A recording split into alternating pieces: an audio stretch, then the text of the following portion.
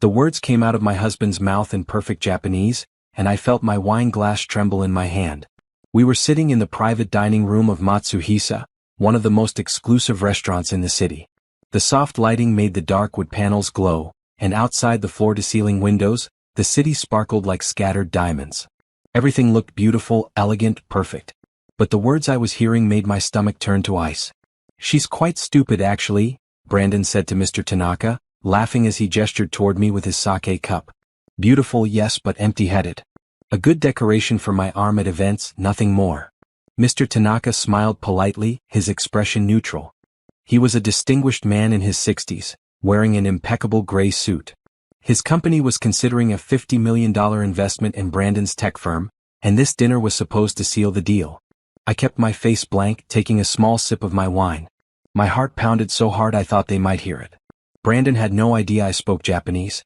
He'd never bothered to ask about my college years, never looked at my transcripts, never questioned why I had a minor in East Asian studies alongside my business degree. To him, I was just the pretty woman he'd married 5 years ago, someone to look good in photographs and host dinner parties. "And your other woman?"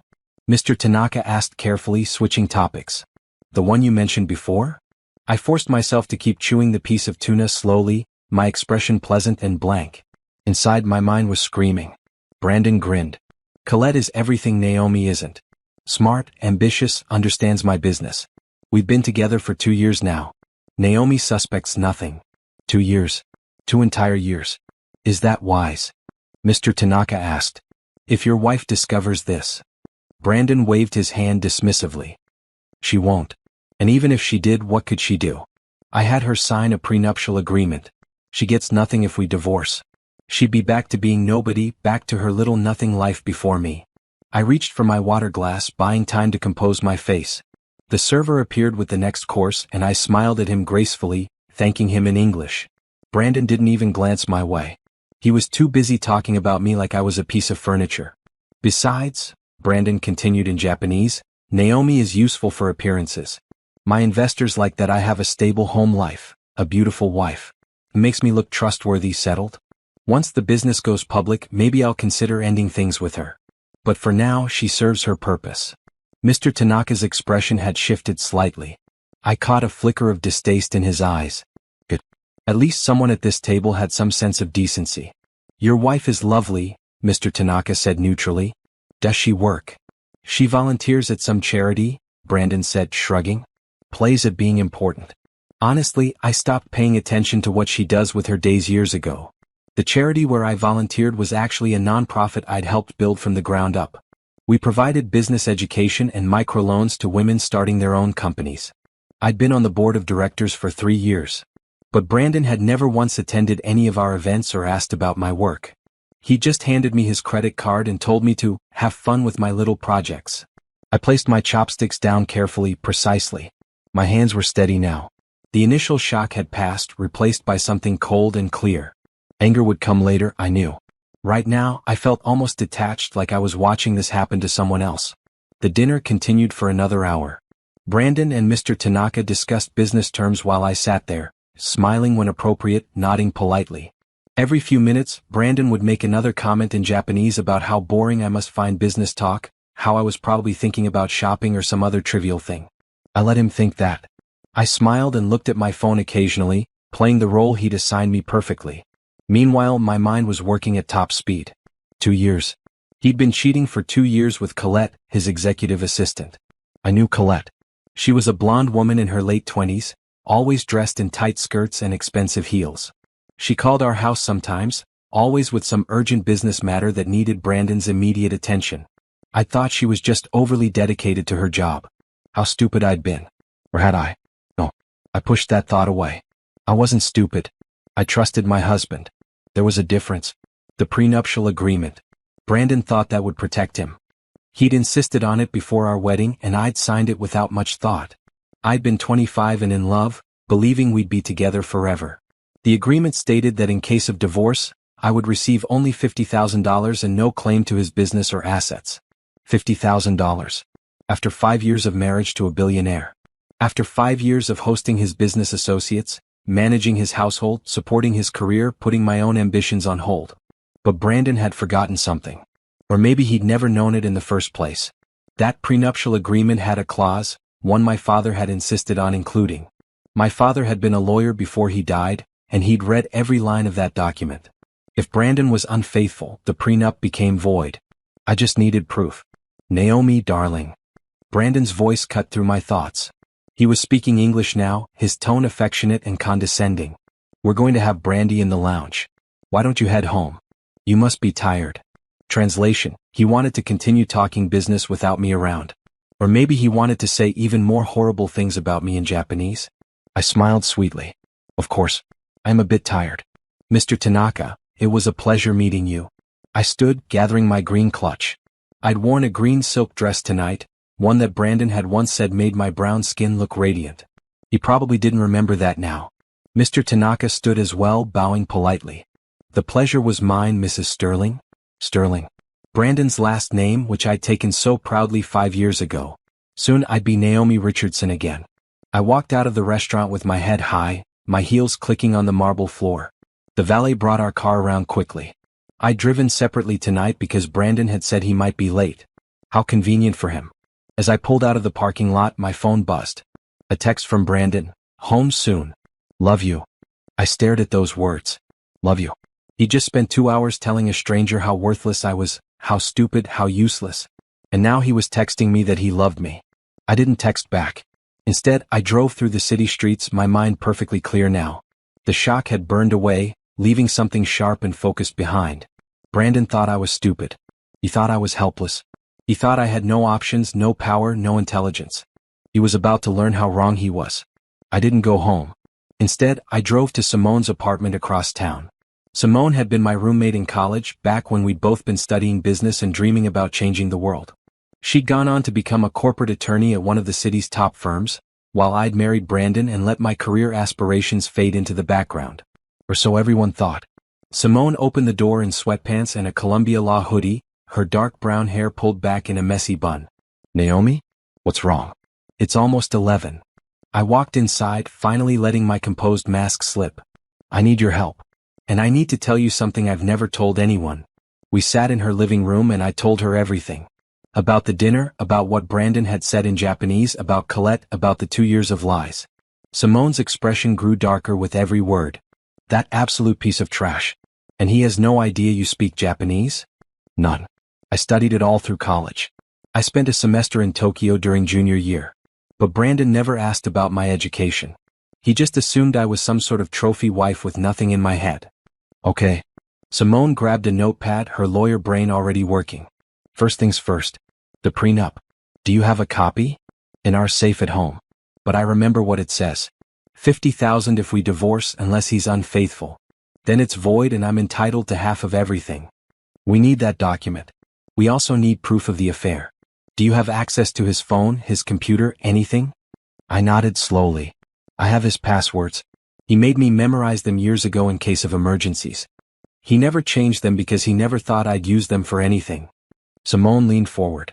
Naomi, I'm going to be straight with you. If we do this, we do it right. We need documentation of everything. Financial records, communication between him and Colette, anything that proves the affair. Can you do that without him knowing? Yes. The word came out strong and certain. I can do it. Good. Tomorrow I'm connecting you with someone. Her name is Patricia Chin. Wait, no. Simone paused. Sorry, I just realized you said you didn't want that name. Let me think. Her name is Patricia. She's the best divorce attorney in the state. She's ruthless, she's brilliant, and she doesn't lose. We talked until almost 2 in the morning, creating a plan. By the time I left Simone's apartment, I had a clear roadmap of what needed to happen next. I drove home slowly, my mind turning over every detail. The house was dark when I arrived, a massive modern structure in the hills with glass walls and infinity pools. Brandon had bought it 3 years ago, saying it would be perfect for entertaining clients. I'd spent months decorating it, choosing every piece of furniture, every painting. Now it just felt empty and cold. Brandon's car wasn't in the garage yet. I went inside, kicked off my heels, and headed straight for his study. My hands didn't shake as I opened his laptop. The password was the same as it had always been. His birthday. His email was open. I pulled out my phone and started taking pictures of everything. Emails to Colette, dozens of them. Can't wait to see you tonight. She'll be at her charity thing all afternoon. Only thinking about you. My stomach twisted, but I kept photographing. I needed this. I found his calendar next. Meetings with Colette that happened during times he'd told me he was working late. Hotel reservations. Charges on his credit card for jewelry I'd never received. I created a new email account on my phone and sent everything to myself. Then I cleared the browser history on his laptop and closed it, leaving everything exactly as I'd found it. The safe was in our bedroom closet. Inside was the prenuptial agreement, our passports, some cash and various documents. I photographed every page of the prenup, making sure the adultery clause was clearly visible. I was just putting everything back when I heard Brandon's car in the driveway. I moved quickly, closing the safe, returning to the bedroom. I changed into my nightgown and got into bed, turning off the light. My heart pounded as I heard him come up the stairs. He entered the bedroom quietly, probably trying not to wake me. I kept my breathing even and deep, pretending to be asleep. "Naomi," he whispered. I didn't respond. I heard him sigh, then the sound of him undressing. The bed shifted as he got in beside me. He put his hand on my shoulder and I had to fight not to pull away. "I love you," he murmured. I wanted to scream. I wanted to turn over and tell him I knew everything, that I'd heard every word he'd said tonight. But I didn't. I just lay there, silent, planning. The next morning, I woke to find Brandon already gone. He'd left a note on his pillow: "Early meeting. See you tonight. B." I got up and made coffee, going through the motions of my normal routine. I worked out in our home gym, showered, got dressed. I chose a blue blouse and black pants. Professional, capable. Then I sat down with my laptop and did what I'd been pretending not to know how to do for 5 years. I accessed our joint financial accounts. I'd put $50,000 into Brandon's business when we first got married. It had been money from my father's life insurance policy, money I'd inherited after he died. Brandon had been grateful then, telling me I was investing in our future together. That $50,000 had been used as seed money for his tech company. The company was now worth hundreds of millions. I took screenshots of everything. The initial investment, the formation documents that listed me as an early investor, the current valuation. I sent it all to my new email address. Then I looked at our personal accounts. The checking account had $200,000 in it. Our savings had $500,000. There were investment accounts, stock portfolios, real estate holdings. I made notes of everything, creating a comprehensive picture of our finances. Brandon thought he'd kept me in the dark about money, but I'd been paying attention all along. I just never had a reason to act on that knowledge before. My phone rang. Unknown number. "Hello? Mrs. Sterling? This is Patricia Wilson. Simone gave me your information. Do you have time to meet today?" Patricia Wilson. The divorce attorney. "Yes," I said. "I have time." Patricia Wilson's office was on the 45th floor of a gleaming skyscraper downtown. The reception area was all glass and steel, minimalist and expensive. A young man at the desk directed me to a conference room where Patricia was waiting. She was in her 50s, with silver hair cut and a sharp bob and intelligent gray eyes. She wore a red suit that practically screamed power and competence. When she shook my hand, her grip was firm. "Simone speaks very highly of you," Patricia said, gesturing for me to sit. "She also told me about your situation. I've reviewed the information you sent over this morning. Your husband has made some significant mistakes." I sat down, feeling nervous for the first time since the dinner. This was real now. What kind of mistakes? "The prenuptial agreement is poorly written," Patricia said, opening a folder on the table. "The adultery clause is very clear, and you have documentation of the affair. But more importantly, your initial investment in his company gives you a claim to a portion of the business." I thought prenups covered business assets? They do usually. But your investment predated the prenup by 3 months. And according to the formation documents, you were listed as a founding investor, not just a spouse providing support. That's legally significant. My heart started to beat faster. "So what does that mean?" Patricia leaned back in her chair, studying me. "It means you have leverage. With the adultery documented, the prenup is void. You're entitled to half of all marital assets acquired during your marriage. But the business investment is separate. That's yours by right regardless of the marriage. How much would that be worth? Based on current valuations? Approximately $40 million. The room seemed to tilt. $40 million? Your $50,000 investment, plus growth over 5 years with your ownership stake properly calculated. Yes. Patricia pulled out another document. But here's where it gets interesting. Your husband's company is planning to go public in 6 months. If we time this correctly, your stake becomes even more valuable. I tried to process this. I don't understand. Why wouldn't we move now? Because right now, your stake is tied up in a private company. The valuation is good, but the liquidity is limited. Once the company goes public, your shares become easily tradable. More importantly, if we file for divorce now, your husband will try to hide assets, move money, undervalue the company. If we wait until just after the IPO, everything is public record. He can't hide anything. But that's 6 months away. I'd have to pretend everything is fine for 6 more months. Patricia nodded. I know it's asking a lot. But Naomi, we're talking about the difference between getting 40 million and getting maybe 10 or 15. He'll fight us on the valuation.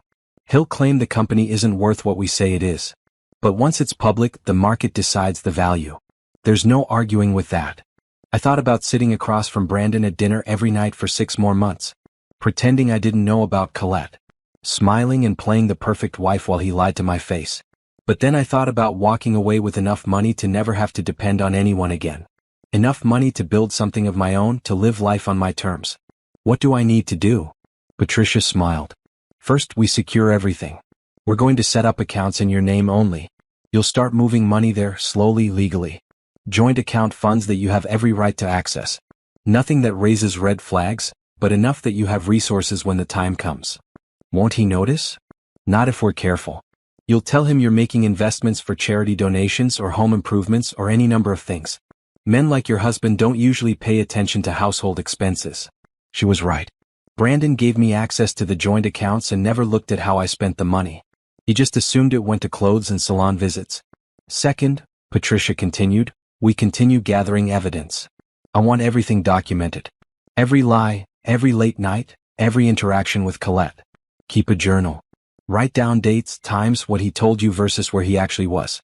The more we have, the stronger our position. And third, you start building your exit strategy. Where will you live? What will you do? This isn't just about the divorce, Naomi. This is about building a new life. I want you thinking about that, planning for it. Because in 6 months, when we file those papers, everything changes instantly. You need to be ready. We spent the next 2 hours going over details. Patricia had brought in a forensic accountant who explained how to document everything, how to trace money flows, how to protect myself legally while gathering information. By the time I left the office, it was late afternoon. I felt energized in a way I hadn't felt in years. I had a plan. I had a goal. I wasn't helpless. I drove to the nonprofit where I volunteered. Our offices were in a converted warehouse in a revitalized part of the city.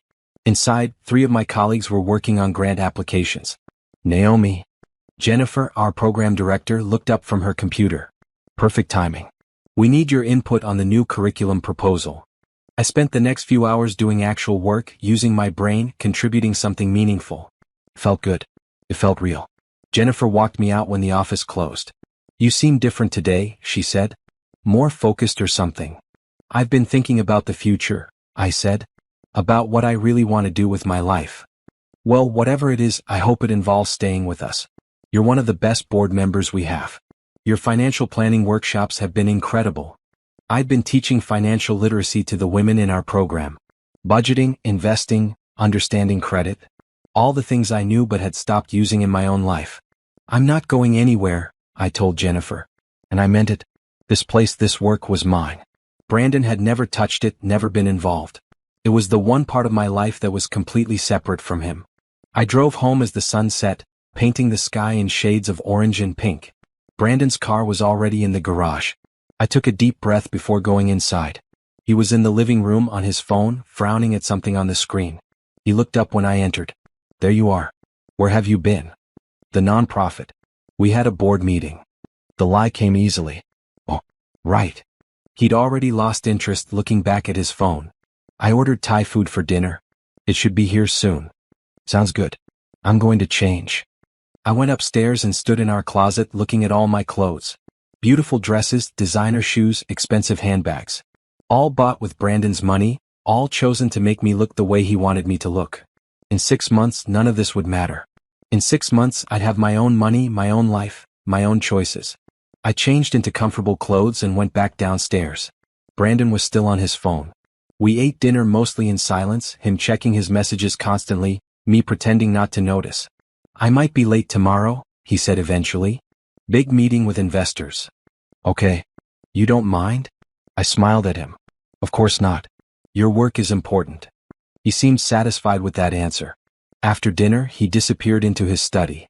I heard him on the phone, his voice low and intimate. Talking to Colette, probably. I sat in the living room with my laptop, researching business opportunities. Ideas I'd had years ago, projects I'd wanted to start but had put aside. I made lists, created budgets, sketched out plans. 6 months. I just had to make it 6 months. The next 3 weeks fell into a pattern. During the day I played the perfect wife. I went to charity events, had lunch with the wives of Brandon's business associates, managed the household. At night, while Brandon worked late or disappeared to be with Colette, I documented everything and built my case. I also started moving money. Patricia had set up several accounts in my name. Every few days I'd transfer funds from our joint accounts. 10,000 here, 15,000 there. I categorized them as donations to the nonprofit, home improvement expenses, personal investments. All perfectly legal, all within my rights as a joint account holder. Brandon never noticed. He barely looked at the account statements. I also started paying more attention to his business. Brandon's company, Sterling Tech Solutions, specialized in cybersecurity software. It had contracts with major corporations and was indeed preparing for an IPO. The business news sites were full of speculation about how successful the offering would be. What they didn't know was that Sterling Tech Solutions had some problems. I discovered this by accident. One evening, Brandon left his laptop open in the study when he went to take a call. I glanced at the screen and saw an email chain with his chief financial officer. They were discussing some irregularities in the quarterly reports, something about inflated projections. I read quickly, my heart racing. They were making the company look more profitable than it actually was, trying to drive up the IPO valuation. It wasn't quite fraud, but it was definitely questionable. I took photos of everything with my phone. Later, I sent them to Patricia with a note. Is this useful? She called me within an hour. Naomi, this is exactly what we need. If they're manipulating financial data, the SEC will be very interested. But more importantly, it gives us leverage. We can threaten to expose this unless he agrees to a fair settlement. Isn't that blackmail? It's negotiation. And it's completely legal. We're not asking for anything you're not entitled to. We're just ensuring he doesn't try to fight us. I felt a flicker of something that might have been guilt. But then I remembered Brandon at that dinner, calling me stupid, calling me worthless. The guilt disappeared. There's something else, I told Patricia. His assistant, Colette. I've been watching her. She has access to company accounts, right?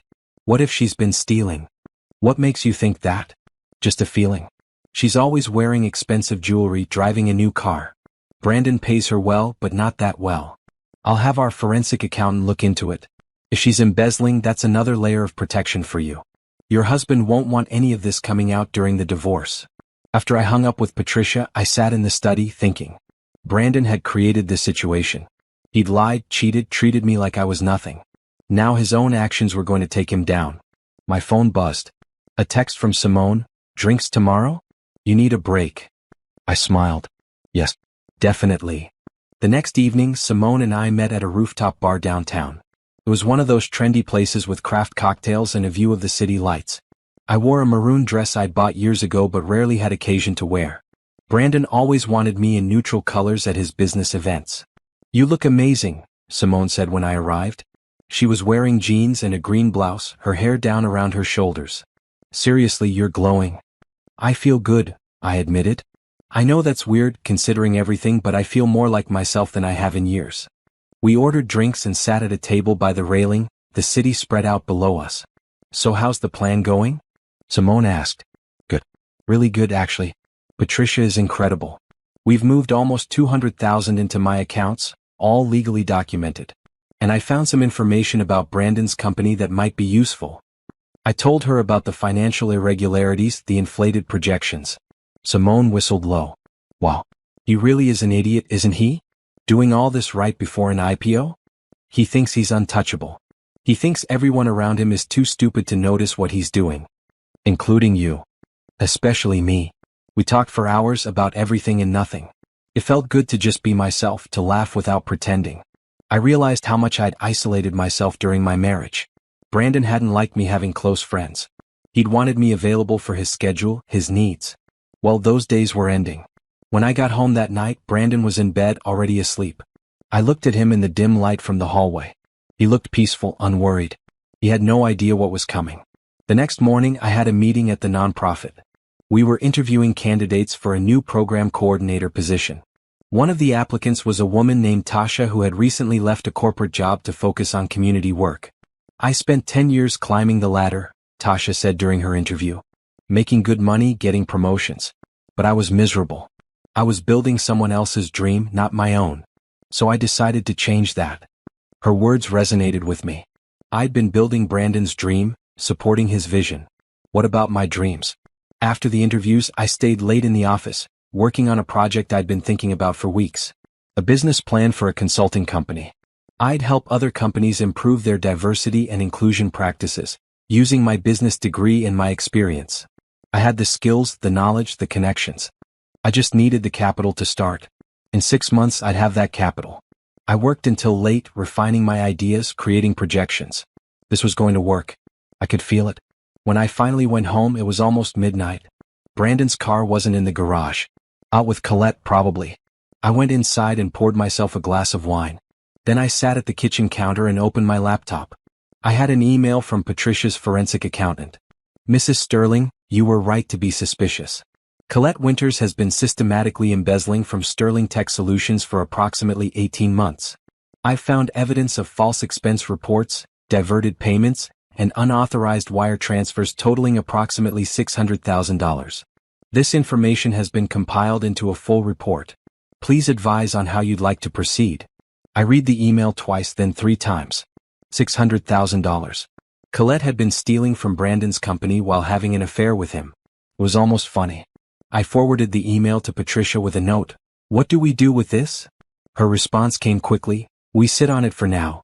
Let her keep digging herself deeper. When the time comes, we'll have everything we need." I closed my laptop and finished my wine. Everything was falling into place. Brandon thought he was so smart, so careful. But he'd surrounded himself with people who were using him, lying to him, stealing from him. And he had no idea. I went to bed that night feeling something close to satisfaction. This wasn't about revenge, not really. It was about justice. It was about taking back what was mine and building something better. Brandon came home around 2 in the morning. I heard him stumble into the bedroom, smelling like perfume that wasn't mine. He got into bed beside me and I kept my breathing even, pretending to be asleep. In the darkness, I smiled. I saw Colette 3 days later at a charity gala. It was one of those events Brandon always insisted I attend, full of wealthy people pretending to care about causes while really just networking. This particular gala was for children's literacy, held in a grand hotel ballroom with crystal chandeliers and elaborate floral arrangements. I wore a red gown that made my dark skin look radiant. I'd had my hair done in elegant curls that fell past my shoulders. I looked beautiful and I knew it. More importantly, I felt powerful. Brandon was across the room talking to potential investors.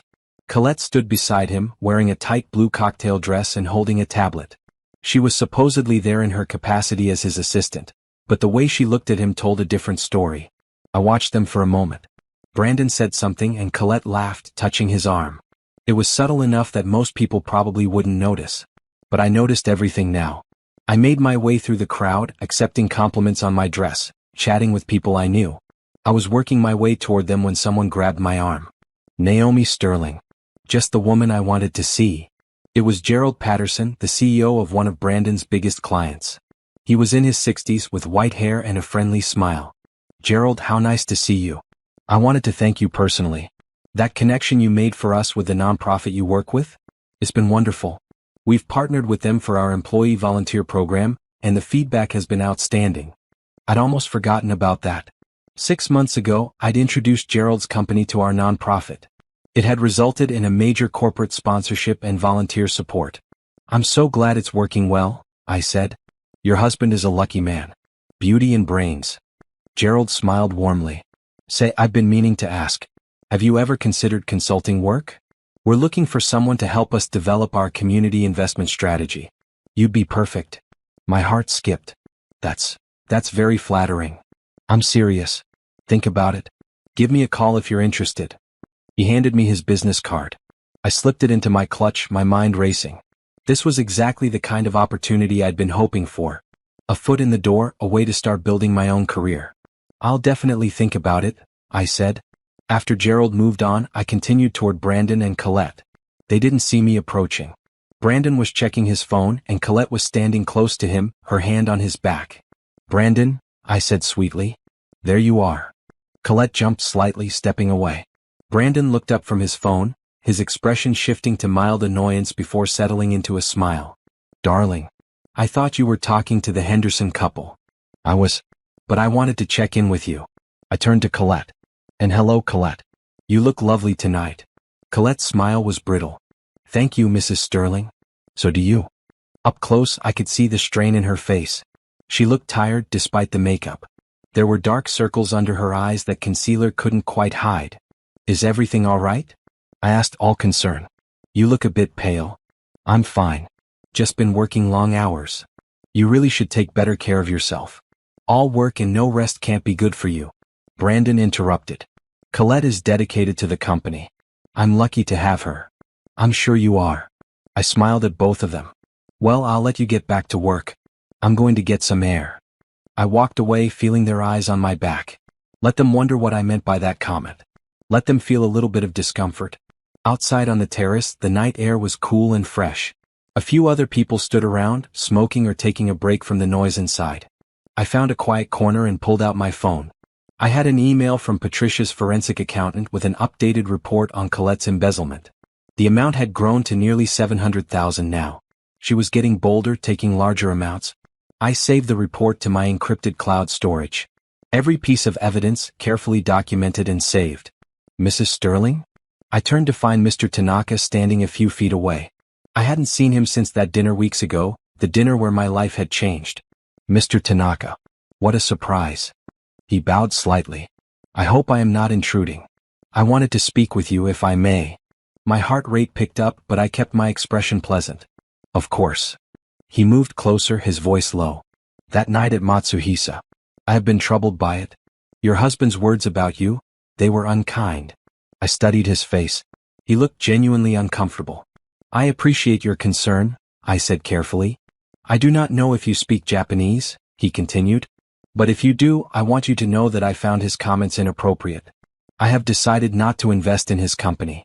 A man who speaks that way about his wife, who lives with such dishonesty, is not someone I wish to do business with. I felt a surge of gratitude toward this man. That's very principled of you. It is simply good business. Character matters. He paused. If you do speak Japanese, I hope you will forgive me for not speaking up during the dinner. I was surprised. I did not know how to respond in the moment. I looked at him for a long moment, then made a decision. Your concern is appreciated, Mr. Tanaka. And for what it's worth, I think character does matter. Very much. He seemed to understand what I wasn't saying directly. He bowed again. I wish you well, Mrs. Sterling. After he left, I stood alone on the terrace, thinking. Mr. Tanaka pulling his investment would hurt Brandon's pre-IPO momentum. Not enough to stop the company from going public, but enough to raise questions among other investors. Good. I went back inside and spent the rest of the evening networking. I talked to CEOs, board members, philanthropists. I collected business cards, made connections, laid groundwork for my future. People seemed genuinely interested in my ideas about community investment and corporate social responsibility. Brandon didn't notice. He was too busy with his own conversations, with Colette always hovering nearby. We drove home separately again that night. When I pulled into the garage, Brandon's car was already there. I found him in the bedroom loosening his tie. Good evening? He asked, not really paying attention. Very good, actually. I made some interesting connections. That's nice. He wasn't listening. He never listened. I changed into my nightgown and got into bed. Brandon joined me a few minutes later, already scrolling through his phone. Brandon? I said. Oh? Do you ever think about the future? About what we want from life? He glanced at me, confused by the question. What do you mean? Just, are you happy? With how things are? Of course. Why wouldn't I be? He turned back to his phone. The IPO is going to make us very wealthy. Everything is going according to plan. His plan. Not our plan. That's good, I said softly. I'm glad everything is working out for you. He didn't hear the edge in my voice. He never heard anything beyond his own thoughts. I turned off my light and lay in the darkness, listening to him tap on his phone. Probably texting Colette. Planning their next meeting. living his double life without a care in the world. 4.5 months left. That's all. Just 4.5 more months of this and then I'd be free. The moment came sooner than I expected. It was a Thursday evening in late spring. Brandon had another dinner with Japanese clients, this time at the same restaurant where everything had started. He'd casually mentioned it that morning, saying I should join him to make a good impression. I'd agreed, of course. I'd been waiting for this. I wore a green dress this time, elegant and sophisticated. My hair was styled perfectly, my makeup flawless. I looked like the trophy wife Brandon thought I was. But inside I felt like steel. The clients were different this time. Mr. Takahashi and Ms. Sato, representatives from a major tech firm in Tokyo. They were considering a partnership with Sterling Tech Solutions pending the IPO. We met at the restaurant and Brandon was already there, sitting at a private table with the clients. I approached with a smile. Sorry I'm late. Traffic was terrible. Brandon stood to greet me, kissing my cheek for show. Darling, you remember how to greet our guests, right? He thought I'd just shake their hands. Instead, I bowed properly and said in perfect Japanese, Good evening. It's an honor to meet you both. I hope your trip to our city has been pleasant. The shock on Brandon's face was almost worth everything I'd been through. His mouth actually fell open. Mr. Takahashi and Ms. Sato looked delighted.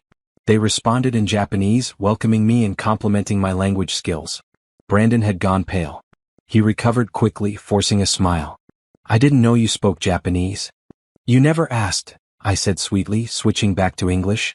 Shall we sit? Dinner was extraordinary. I conversed easily with the clients in both Japanese and English, discussing business, culture, and potential partnerships. I was charming, knowledgeable, and professional. Everything Brandon had claimed I wasn't. At one point, Ms. Sato turned to me and said in Japanese, Your husband is very fortunate to have a wife so accomplished. Does she work in the business as well? Before Brandon could answer, I responded. I run a nonprofit that helps women entrepreneurs. I also do consulting work on corporate social responsibility. I've been considering expanding into helping companies bridge cultural gaps in international business. That sounds fascinating, Mr. Takahashi said. Perhaps we should discuss this further. Our company has been looking for consultants with exactly that kind of expertise. Brandon looked like he wanted to interrupt, but he couldn't without being rude. I exchanged business cards with both clients, smiling graciously. The dinner continued, and I made sure to subtly undermine Brandon at every turn. When he tried to oversell his company's capabilities, I gently redirect with more realistic assessments. When he made promises that sounded too good to be true, I'd add caveats in Japanese that made the clients think twice. I wasn't sabotaging him exactly. I was just being honest, something he'd never been with me. As dessert arrived, Brandon excused himself to take a phone call. The moment he left the table, Miss Sato leaned toward me. Mrs. Sterling, she said quietly in Japanese, I hope this is not too forward, but is everything well with you? I met her eyes. She was a sharp woman, probably in her 40s, with intelligent eyes that missed nothing. Why do you ask? I replied in Japanese. Your husband seems surprised by you. As if he doesn't know you very well. That seems strange for a marriage. I made a decision in that moment. My husband has underestimated me for a long time. He's about to learn otherwise. Mr. Takahashi and Ms. Sato exchanged glances. Then Mr. Takahashi said, If you do start your consulting business, please contact us. I think we would prefer to work with you rather than your husband's company. Brandon returned then and we finished dessert with pleasant small talk. When we said our goodbyes, the clients bowed to me with genuine respect. To Brandon they were merely polite. In the parking lot, Brandon grabbed my arm. Not hard enough to hurt, but firm enough to stop me. What the hell was that? He hissed. I looked down at his hand on my arm, then back at his face. Take your hand off me. You made me look like an idiot in there. Since when do you speak Japanese? Since when do you know anything about my business? I've always spoken Japanese. I majored in business. I've always known about these things. You just never bothered to notice. I pulled my arm free. You never bothered to know anything about me at all. That's not fair. I've given you everything. This house, this life, everything you have is because of me. Everything I have? I laughed and it was a bitter sound. Brandon, I've heard what you really think of me. I've heard every word. His face went from red to white in an instant. What are you talking about? Matsuhisa. 2 months ago. You and Mr. Tanaka. You spoke about me in Japanese, thinking I wouldn't understand. You called me stupid. You told him about Colette. You said I was just decoration, nothing more. Brandon's mouth opened and closed. No sound came out. I heard everything, I continued, my voice deadly calm. Every insult. Every lie. Every disgusting thing you said about me. And I've been planning ever since. Naomi, listen. I can explain. I was just trying to seem impressive to a client. I didn't mean any of it. You meant every word. And you know what? It doesn't matter anymore. I'm done. Done? What does that mean? I smiled at him, and it wasn't a nice smile. It means I want a divorce. It means I'm leaving you. It means your perfect little setup is about to fall apart. You can't divorce me. The prenup says you get nothing. The prenup is void. Adultery clause, remember? And I have documentation of your affair with Colette. Emails, texts, hotel receipts. All of it. Brandon's face cycled through several emotions. Shock, anger, fear. You've been spying on me? I've been paying attention. Something you should have tried doing in the last 5 years. This is insane. You're being ridiculous. So I made some comments and had a fling. That's what successful men do. You knew what you were getting into when you married me. No, Brandon. I thought I was marrying someone who loved me. Someone who respected me. I was wrong. And now I'm correcting that mistake. I walked toward my car. Brandon followed. Naomi, wait. Let's talk about this. We can work it out. I'll end things with Colette. We can start over. I don't want to start over. I don't want to be married to you. I don't want any part of this life anymore. Think about what you're giving up. The money, the status, the lifestyle. I'm not giving up anything. I'm taking back my life. And by the way, I'm also taking back my investment in your company. My lawyers calculate that's worth about $40 million now, plus half of our marital assets. The prenup might have protected you from that, but since it's void, I'm entitled to everything the law allows.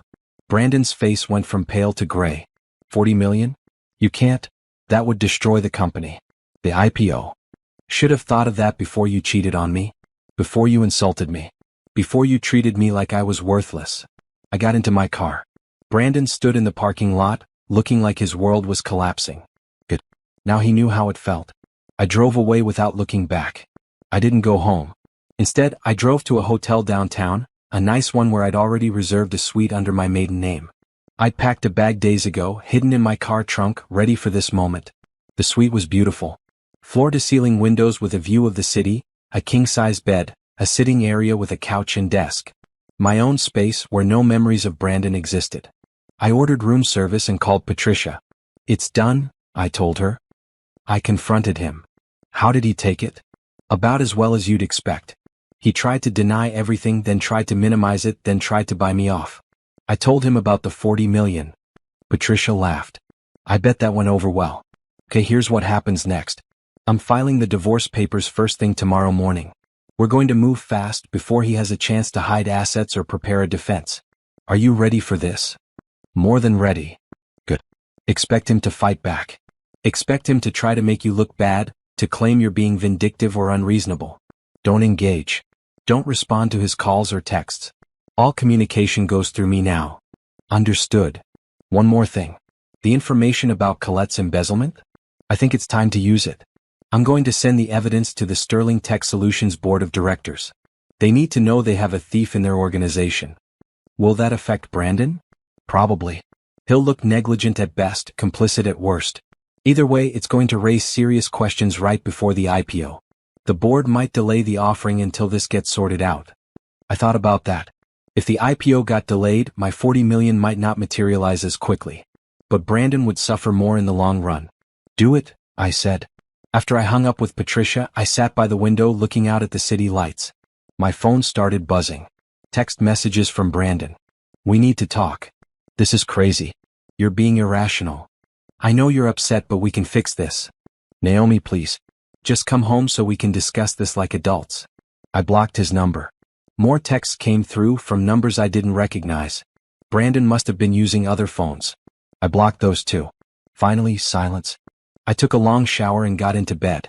For the first time in months, I slept soundly. The next morning, I woke to dozens of missed calls. I ignored all of them and went down to the hotel restaurant for breakfast. I was finishing my coffee when Simone arrived. You did it, she said, sliding into the booth across from me. Patricia called me. How do you feel? Free, I said. And I meant it.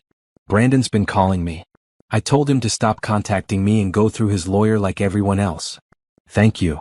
The divorce papers were filed an hour ago. According to Patricia, Brandon's been served. She says he's refusing to accept them, claiming this is all a misunderstanding. Of course he is. Simone grinned. It gets better.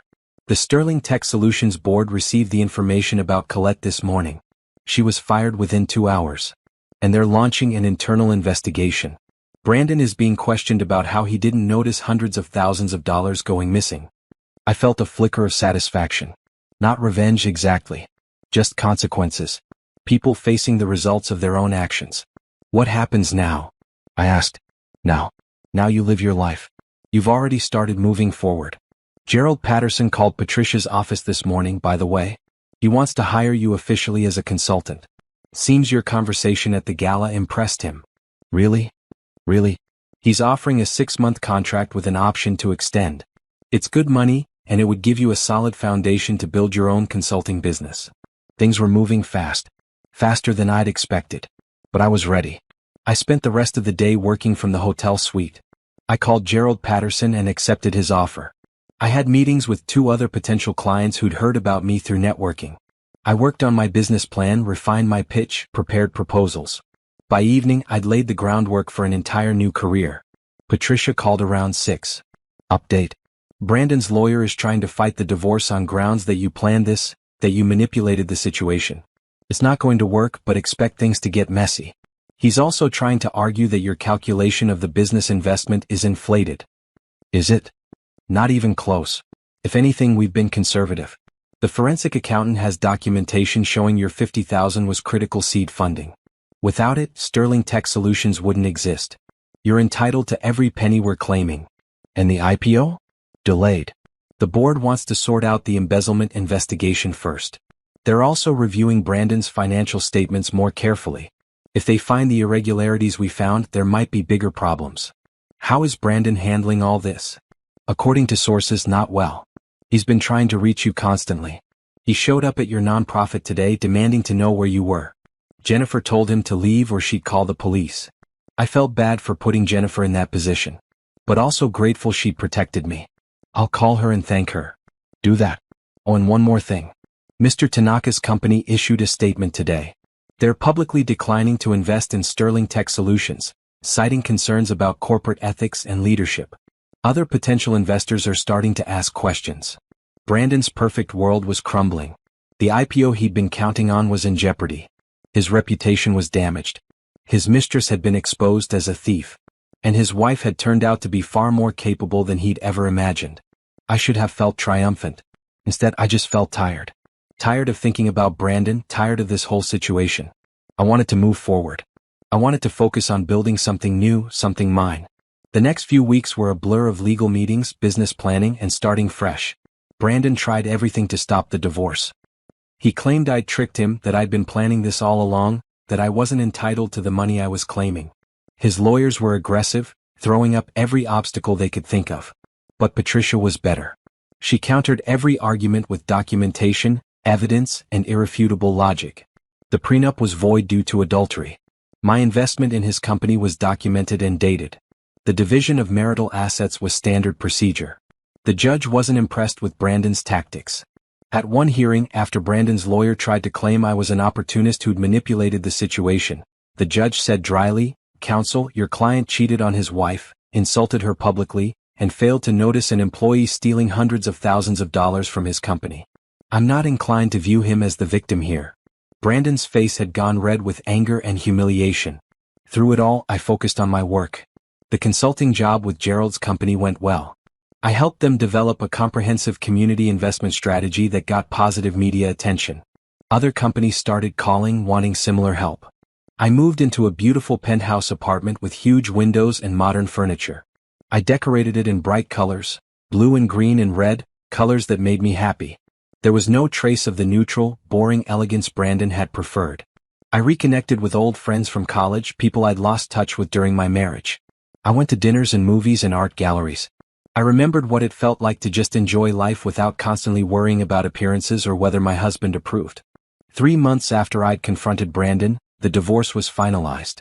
The judge ruled in my favor on every point. I got my 40 million from the business investment.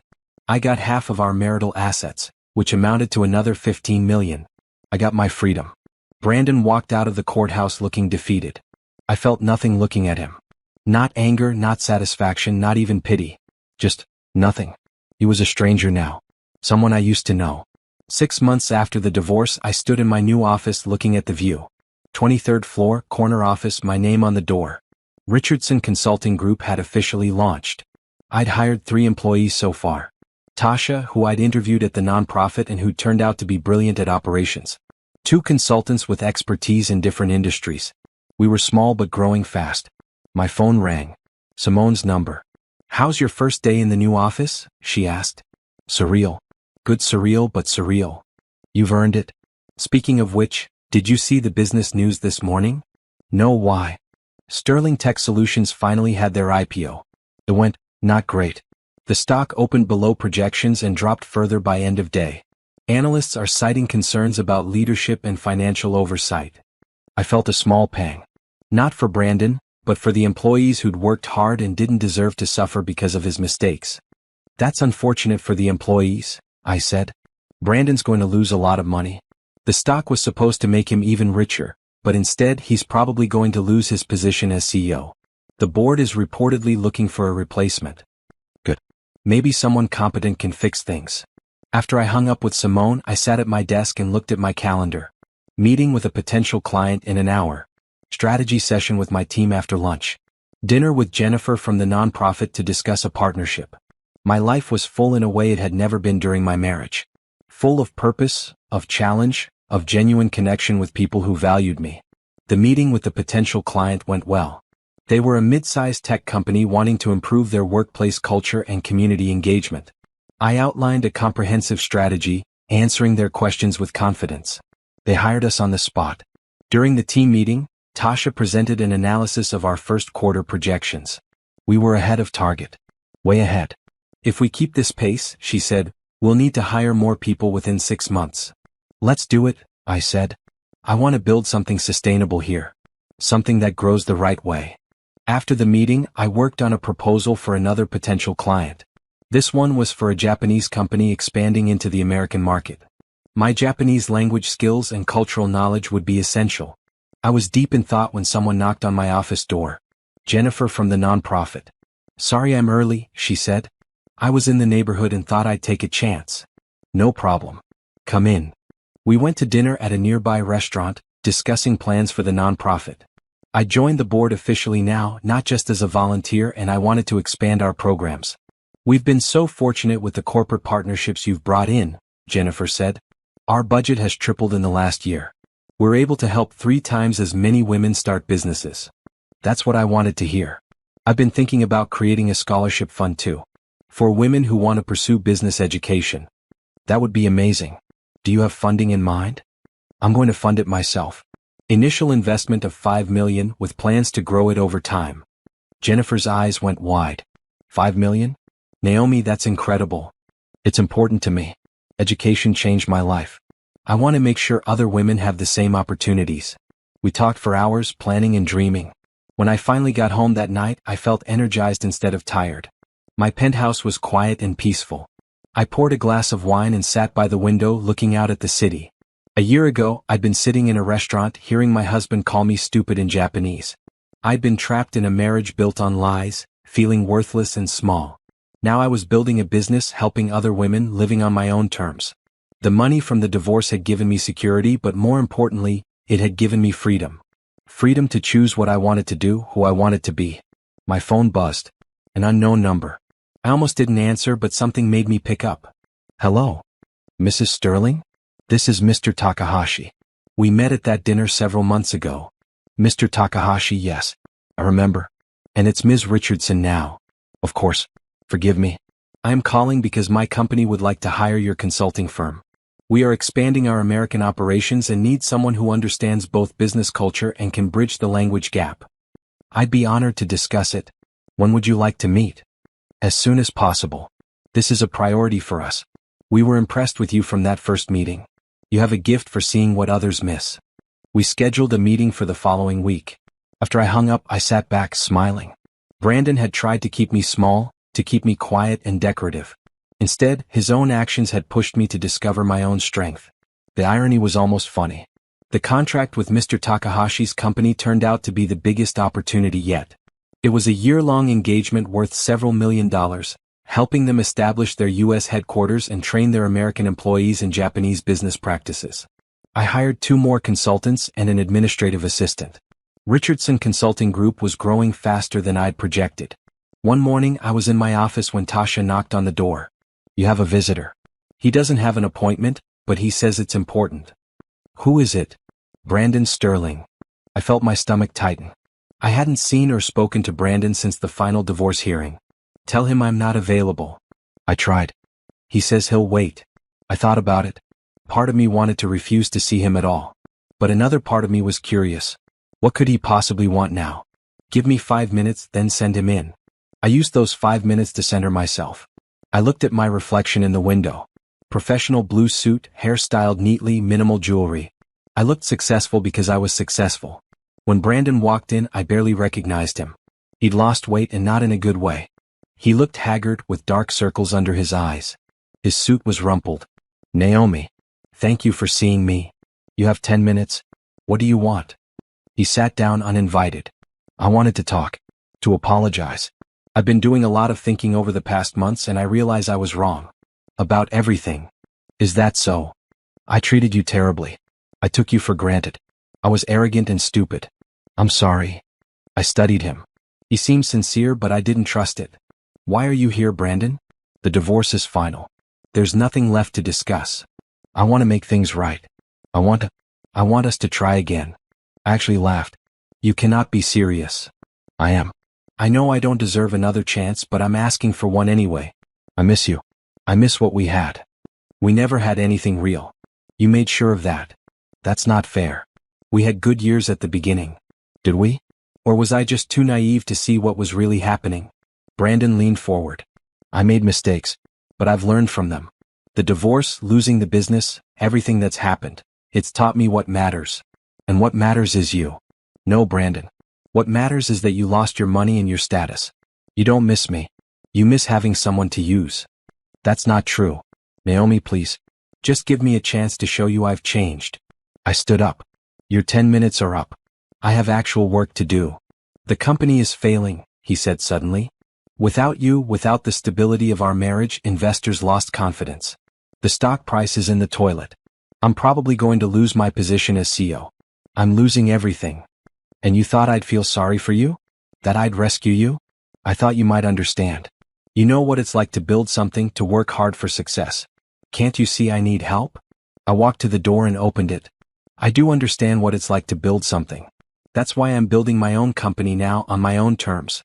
Your problems are not my responsibility. They never were. I'll pay you. As a consultant. Help me fix the company's reputation. I don't want your money. I have my own. And I don't work with people I don't respect." Brandon stood, anger flashing in his eyes. "You're really going to be like this?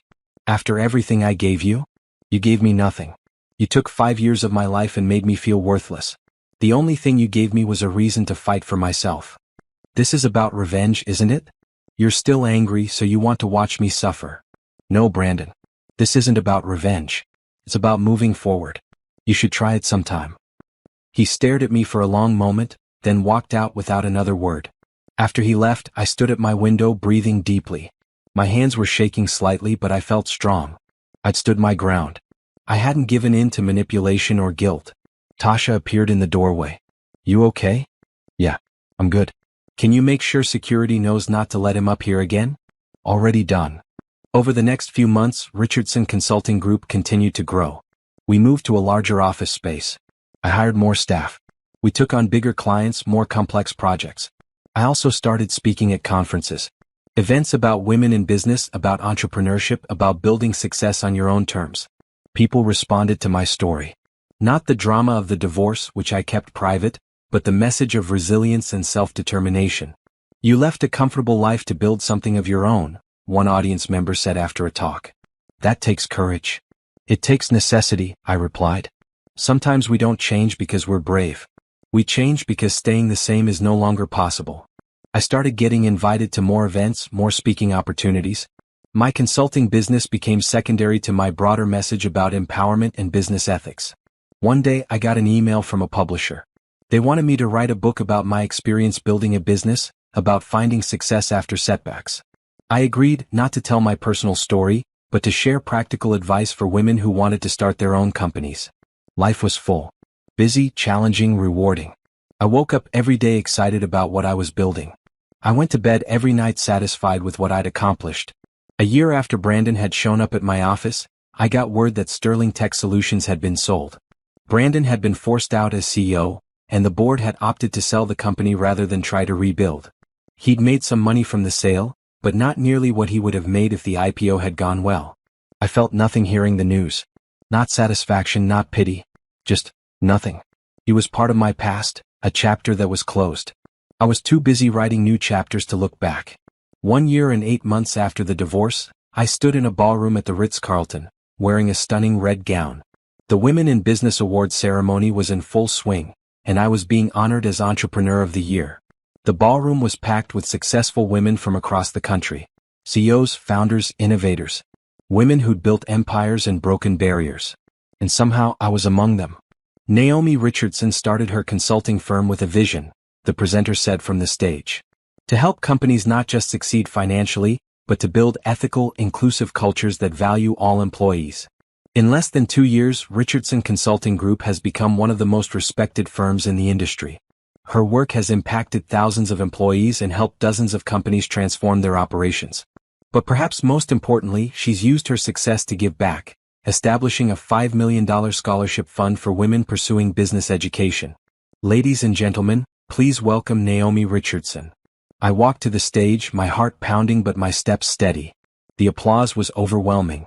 I looked out at the audience, seeing Simone in the front row, tears in her eyes.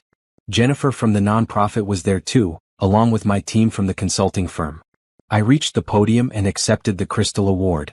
It was heavy, substantial. Real. Thank you, I said, my voice carrying across the room. This honor means more to me than I can express. 2 years ago I was at a crossroads. I had to choose between staying in a situation that diminished me or taking a risk on myself. I chose myself. And that choice changed everything. I paused, looking at the faces watching me. Building this business hasn't been easy. There were moments of doubt, moments of fear. But I learned something important. We are capable of so much more than we think we are. Sometimes we just need a reason to discover that capability. I talked about the importance of mentorship, of women supporting other women. I talked about building businesses with integrity, about success that matters beyond just financial gain. I talked about the scholarship fund and why education had been so important to me. When I finished, the standing ovation lasted several minutes. People came up afterward, wanting to talk, to share their own stories, to ask for advice. Later, at the reception, I found myself standing by the window looking out at the city. The same city where I'd once felt so trapped, so small. Now it felt full of possibility. Congratulations. I turned to find Gerald Patterson, the CEO who'd first hired me as a consultant. He was smiling warmly. Thank you. And thank you for taking a chance on me when I was just starting out. I didn't take a chance. I recognized talent and competence when I saw it. You were always capable of this, Naomi. You just needed the opportunity to show it. He was right. I'd always had the skills, the intelligence, the drive. Brandon had just convinced me to hide those things, to make myself smaller so he could feel bigger. Never again. Simone joined us, holding 2 glasses of champagne. She handed me one. To success, she said. To freedom, I replied. We clinked glasses and drank. The champagne was perfect, crisp and cold and celebratory. Have you heard about Brandon? Simone asked. He's working for a small tech startup now. Middle management position. Nothing like what he had before. Good for him. I hope he's learned something from the experience. You're generous. I still want to punch him in the face. I laughed. He's not worth the energy. Besides, the best revenge is living well. And I'm living very well. The party continued late into the night. I talked with dozens of people, made new connections, explored new possibilities. Every conversation reminded me how far I'd come. When I finally got home, it was after midnight. I kicked off my heels and poured myself a glass of wine. Then I sat by my window, the award on the table beside me, and reflected on everything that had brought me to this moment. That dinner at Matsuhisa felt like a lifetime ago. The woman who'd sat there, pretending not to understand Japanese while her husband insulted her, seemed like a different person. In many ways she was. I'd been broken open that night. Everything I'd believed about my life, my marriage, my worth had shattered. But from those broken pieces I'd built something new. Something stronger, more authentic, more mine. Brandon had thought he was powerful, keeping me in the dark, treating me like I was nothing. But his arrogance had been his downfall. He'd underestimated me so completely that he'd never seen the threat until it was too late. And now I was successful beyond what I'd ever imagined during my marriage. I had a thriving business, genuine friendships, purpose and meaning in my work. I woke up every day excited about what I was building. Brandon, meanwhile, had lost almost everything. His company, his reputation, his wealth, his marriage. All because he'd chosen to lie and cheat and underestimate the woman who'd stood beside him. I didn't take joy in his downfall. But I didn't regret it either. He'd made his choices. He'd faced the consequences. That was justice, not revenge. My phone buzzed with a text from Tasha. Still can't believe you won. So proud to work with you. I smiled and texted back, couldn't have done it without the whole team. Thank you for everything. Another text, this one from Mr. Takahashi. Congratulations on your well-deserved award. Your company continues to impress us. We look forward to many more years of partnership. More texts came in from employees, clients, friends. People who valued me, who saw my worth, who wanted to celebrate my success. This was what mattered. Not the award itself, though that was wonderful. Not the revenge on Brandon, though there was a certain satisfaction in proving him wrong. What mattered was that I'd taken control of my own life. I'd refused to be diminished. I'd fought for myself when no one else would. I looked at my reflection in the window. A successful businesswoman in her early 30s, with her whole future ahead of her. No longer defined by who she was married to, but by what she'd built with her own hands, her own mind, her own determination. Brandon had tried to keep me small. Instead, he'd given me a reason to become extraordinary. And for that, in a twisted way, I was almost grateful. I raised my wine glass to my reflection. To new beginnings, I said aloud. To truth. To freedom. To me. The city sparkled below, full of lights and life and endless possibility. My city. My life. My future. And it was going to be amazing. The flashbulbs erupted, blinding streaks of white against the opulent black and gold of the Fairmont Grand Ballroom. Isabella Thorne, her heart a frantic drum against her ribs, clutched the heavy velvet curtain, a phantom pain twisting in her belly. Just beyond the shimmering barrier, a wave of applause swelled, echoing the exact moment her world shattered. Her husband, Richard Thorne, stood bathed in the spotlight, his arm wrapped possessively around a woman who was decidedly not his wife. It was Serena Vance, the rising starlet whose face graced billboards and magazine covers, now glowing beside her husband. Richard's smile, usually reserved and almost austere in public, was wide and unrestrained, a vibrant beacon of betrayal. Isabella, 6 months pregnant, and reeling from his casual announcement just last week that he needed space, felt the bitter bile rise in her throat. He hadn't just taken space. He had filled it with someone else, publicly, flagrantly. The roar of the crowd, the tinkling of champagne glasses, the saccharine music. It all blended into a deafening symphony of her humiliation. Isabella had spent the day in a haze, the doctor's appointment confirming her suspicions, the persistent nausea, the unusual cravings, the fluttering life within her. A baby. Richard's baby. She'd clutched the sonogram photo, a tiny, blurry promise, feeling a fragile hope bloom amidst the recent chill in their marriage. She had planned a romantic dinner, a quiet revelation, hoping the news would bridge the growing chasm between them. Instead, she'd walked into their sprawling suburban mansion, the scent of his expensive cologne lingering in the air, only to find a hastily scribbled note on the marble kitchen island. Isabella, I need some time alone. Don't worry, I'll be in touch. No explanation, no further details, just a cold, impersonal dismissal after 12 years of marriage. He hadn't even called. Hours later, scrolling through her phone, a society gossip site had caught her eye. Richard Thorne, tech mogul, steps out with actress Serena Vance at pre-gala event. The accompanying photo showed them laughing, Serena's hand delicately placed on his arm, her eyes sparkling with an intimacy Isabella hadn't seen in Richard for months. The space he needed wasn't solitude. It was a stage.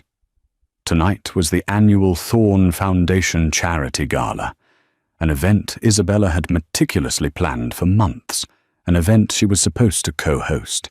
He hadn't even bothered to tell her he wouldn't be attending with her. He simply replaced her, driven by a desperate, agonizing need to understand, to witness the depth of his cruelty.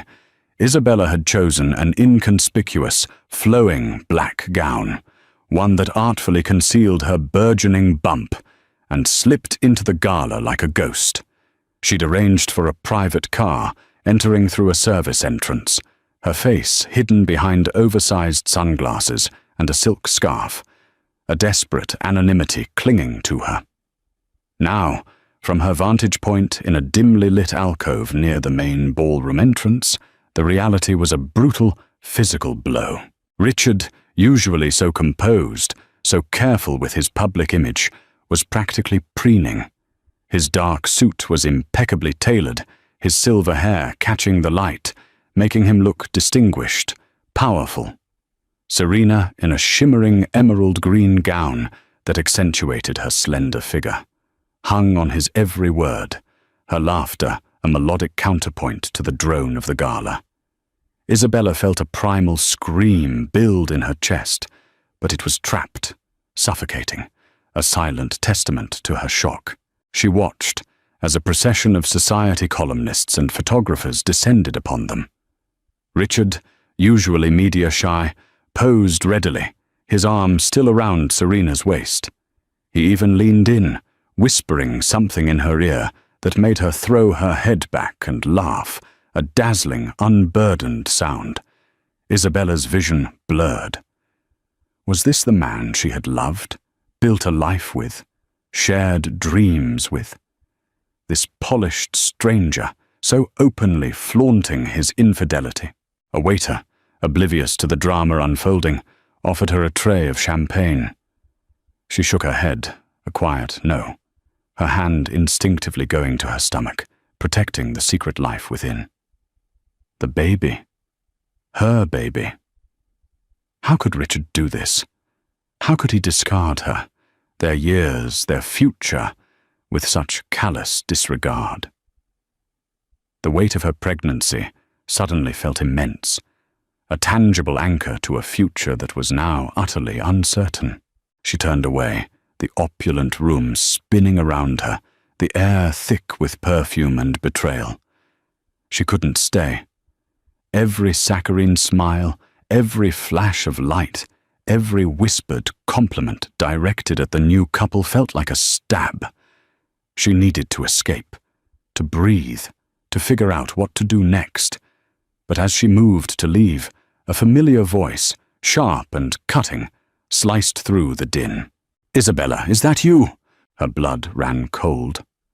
It was Eleanor Vance, Serena's mother, a woman Isabella had known casually through various charity committees. Eleanor, a formidable socialite with an unwavering gaze, stood barely 10 feet away, a glass of Chardonnay in hand, her eyes narrowed in suspicion. Isabella froze, her heart hammering. The last thing she needed was a confrontation. Eleanor, a woman who had clearly mastered the art of observation, slowly walked towards Isabella, her perfectly manicured hand gesturing vaguely. "I thought I recognized that distinctive black wrap, and you're not usually one for hiding in the shadows, dear. Where's Richard?" Her voice, though superficially polite, carried an undercurrent of something sharp, almost predatory. Isabella's mind raced. Deny everything? Pretend she was just a guest? No, Eleanor was too shrewd. "Good evening, Eleanor," Isabella managed, forcing a polite smile that felt brittle. "Richard is around. I just stepped away for a moment." She gestured vaguely towards the main ballroom, hoping to divert Eleanor's gaze, but Eleanor's eyes, bright and knowing, remained fixed on her. Yes, he certainly is around. With my Serena, I believe. They make quite a striking couple, don't they? A triumphant smirk played on her lips. Such a shame about your delicate condition. It's hard to compete with youth and vibrancy, isn't it? Isabella felt a flush creep up her neck. Delicate condition? Had she guessed? Or was it just a cruel jab at her recent weight gain? She clasped her hands, nails digging into her palms. I'm not sure what you're implying, Eleanor. Eleanor merely chuckled, a dry, rustling sound. Oh, dear Isabella, you're far too intelligent to be playing innocent. Richard and Serena, well, let's just say their connection has been blossoming for quite some time. My daughter is a passionate woman, and Richard, it seems, appreciates that. She took a slow, deliberate sip of her wine, her eyes never leaving Isabella's. You know, Serena has always admired Richard, his drive, his ambition, his ability to provide. The last words were delivered with a pointed emphasis, a thinly veiled reference to Isabella's own status as a trophy wife, a silent accusation of her perceived inadequacy. The words stung, igniting a spark of defiance in Isabella. She wouldn't let Eleanor see her crumble. Our marriage, Eleanor, is not something you understand, and my condition, as you so delicately put it, is my own private affair. Eleanor's smile widened, devoid of warmth. Indeed, just as my daughter's affections for your husband are now very much public. She paused, her gaze sweeping over Isabella, lingering on her slightly rounded middle. You know, Richard is a powerful man, Isabella. He's used to getting what he wants. And what he wants, it seems, is new. Exciting. She leaned in conspiratorially, her voice dropping to a whisper. You really should have kept a closer eye on him. Men like Richard, they need constant stimulation. And a pregnant wife, well, that's hardly stimulating, is it? The sheer audacity of the woman, the brutal frankness of her cruelty, momentarily stunned Isabella into silence. Her heart pounded, a furious drum. How could she, another woman, speak with such venom and disregard for her pain? Excuse me, Isabella finally managed, her voice trembling despite her best efforts. I have no further interest in this conversation. She turned sharply, intending to make a swift exit, but Eleanor's voice followed her, a parting shot. Just remember, Isabella, in this world, the strong survive. And sometimes, dear, that means knowing when to gracefully step aside. Isabella fled, the encounter leaving her shaken and furious. Eleanor's words, though cruel, had laid bare the unspoken power dynamics at play. Richard was the powerful, wealthy man, and Serena, with her youth and rising fame, was the new, exciting acquisition. And Isabella, the discarded wife, was expected to simply fade away. She found herself in the grand foyer, the massive crystal chandeliers sparkling like frozen tears above her. The air felt suffocating. She needed to get out. She pulled out her phone, her fingers fumbling, to call her driver. As she waited, she saw Richard and Serena being escorted out a side entrance by his security detail, clearly leaving the gala early. Serena was laughing, her head thrown back, her emerald dress shimmering. Richard looked utterly captivated.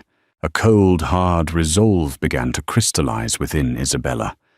This wasn't just about a broken heart. It was about public humiliation, about a betrayal so profound it threatened to erase her very identity. And now, with Eleanor's cruel words ringing in her ears, she realized this wasn't just a personal tragedy. It was a public battle for dignity, for respect, for her future, and for the unborn child she carried. She wouldn't just disappear. She wouldn't gracefully step aside. She would fight The days following the gala were a blur of pain, anger, and a desperate sense of strategic planning. Isabella had retreated to a small, unassuming cottage she owned in a quiet coastal town, a place she often escaped to when the pressures of Richard's world became too much. It was a haven, a place where she could shed the expectations of being Mrs. Richard Thorne and simply be Isabella. Now, it was her sanctuary, her war room. She called her best friend Sarah Jenkins, a sharp-witted attorney with a no-nonsense attitude and a heart of gold. Sarah listened patiently, her anger palpable even through the phone line. He did what? Publicly? The absolute nerve of that man. And Eleanor Vance? That viper. Isabella, you cannot let them get away with this. Isabella, pacing the worn wooden floorboards of the cottage, recounted the gala, Eleanor's cutting remarks, and the crushing realization that her marriage was not just over, but annihilated in the most brutal way imaginable. I'm 6 months pregnant, Sarah. He left me, pregnant, for a celebrity. And his mother-in-law-to-be practically told me to disappear. Sarah's voice was firm. Then we make them regret ever thinking you'd disappear. You have rights, Isabella. Significant rights. And a baby changes everything. Together they began to plot. Isabella decided on a complete vanishing act. No dramatic confrontation, no tearful pleas, no public outcry. Not yet. She would simply cease to exist in Richard's world. She closed down her social media, changed her phone number, and instructed her staff to forward all mail to Sarah's office. She liquidated some personal assets, enough to ensure her financial independence for a substantial period, severing any remaining financial ties to Richard's immediate control. The first step was to deliver the news of her pregnancy, not to Richard directly, but through a formal, legal channel. Sarah drafted a letter, stark and unemotional, informing Richard of her pregnancy and her intention to seek full custody and substantial child support, along with an equitable division of their marital assets. It was a declaration of war, delivered with the cold precision of a legal document. Weeks turned into a month. Richard's initial attempts to contact Isabella were sporadic, seemingly perfunctory. He left a few voicemails, all variations of, "Isabella, where are you? We need to talk about the separation agreement."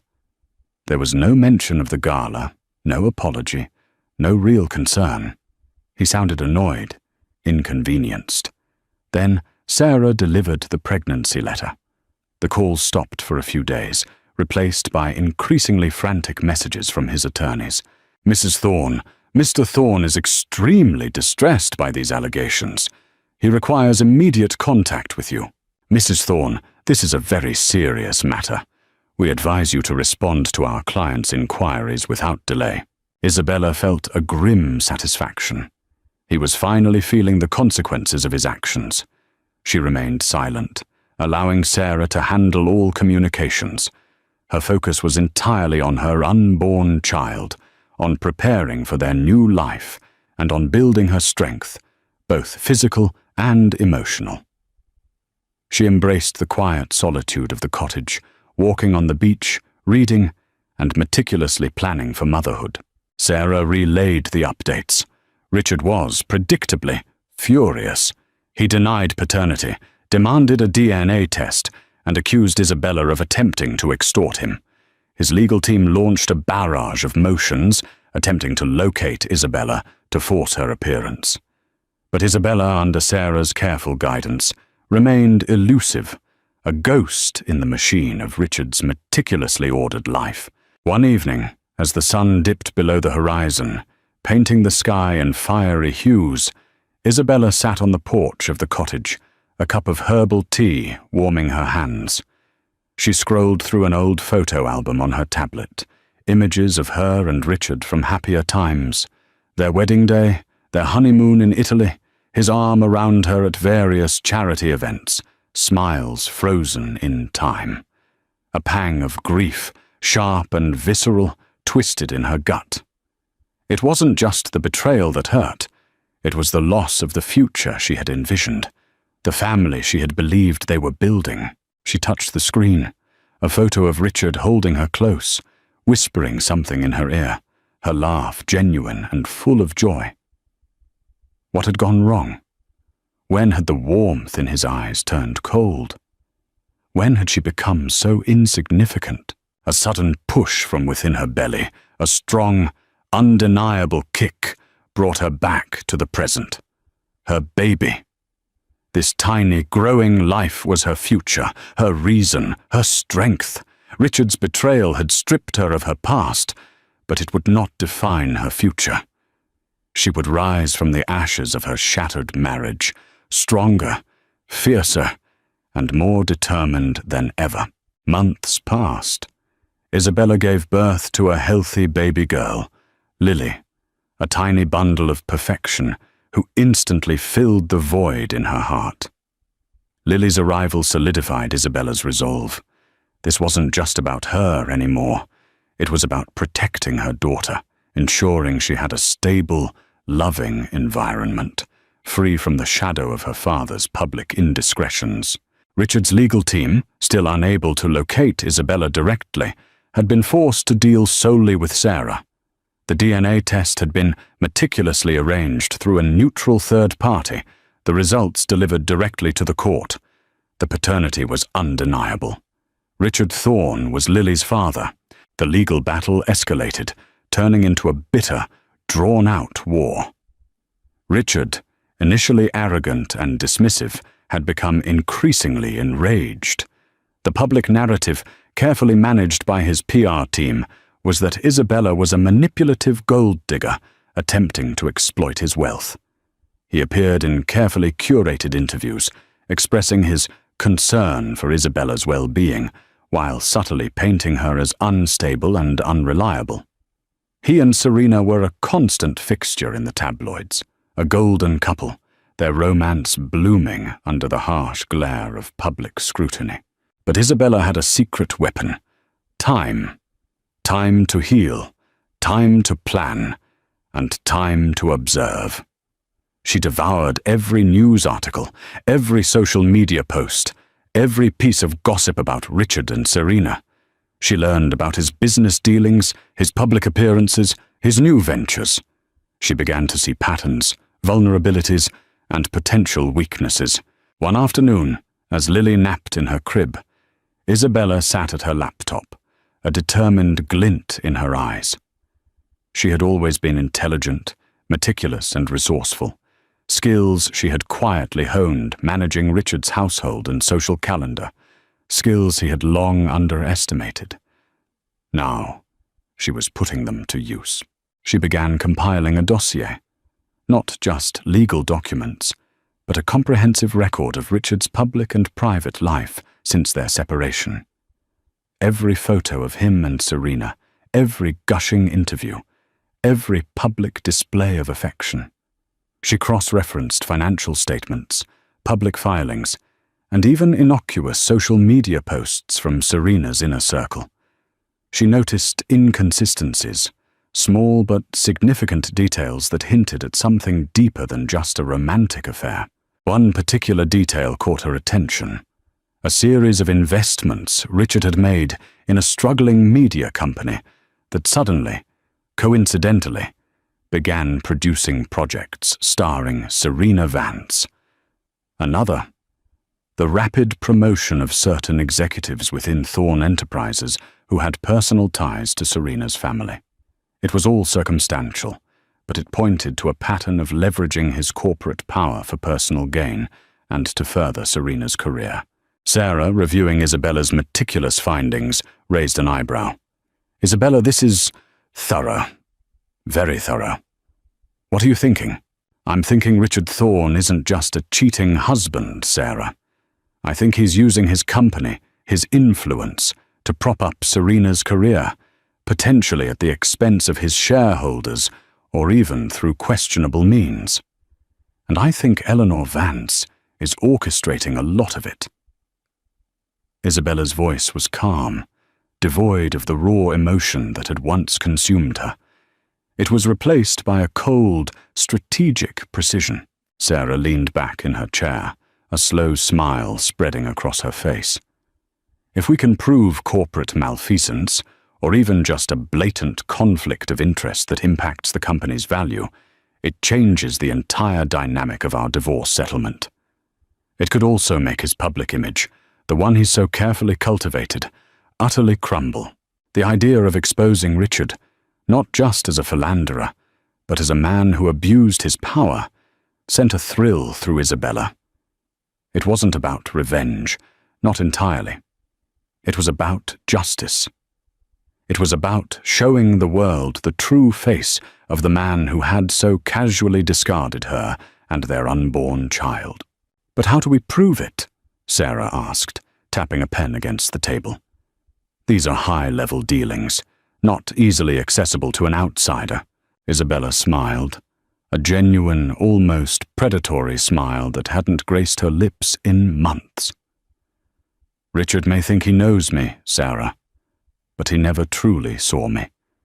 He saw a wife, a homemaker, a pretty face to accompany him to galas. He never saw the woman who meticulously managed his life, who had access to every corner of his world, who knew his routines, his confidants, and even his blind spots." She paused, her eyes glinting with a newfound strength. "He made a mistake, Sarah. He underestimated me. He forgot that even in a gilded cage, a lioness still retains her claws." The battle lines were drawn. Isabella, no longer a vanishing wife, was a formidable opponent. With Sarah's legal expertise and Isabella's intimate knowledge of Richard's world, they began to chip away at his carefully constructed facade. Their first move was to formally petition the court for a temporary restraining order, citing Richard's continued harassment and attempts to disparage Isabella in the media. This was a strategic play, forcing Richard's legal team to focus on a new front and giving Isabella a much-needed shield from his relentless public relations attacks. The judge, swayed by the meticulously documented evidence of Richard's public statements and the recent DNA confirmation of Lily's paternity, granted the order.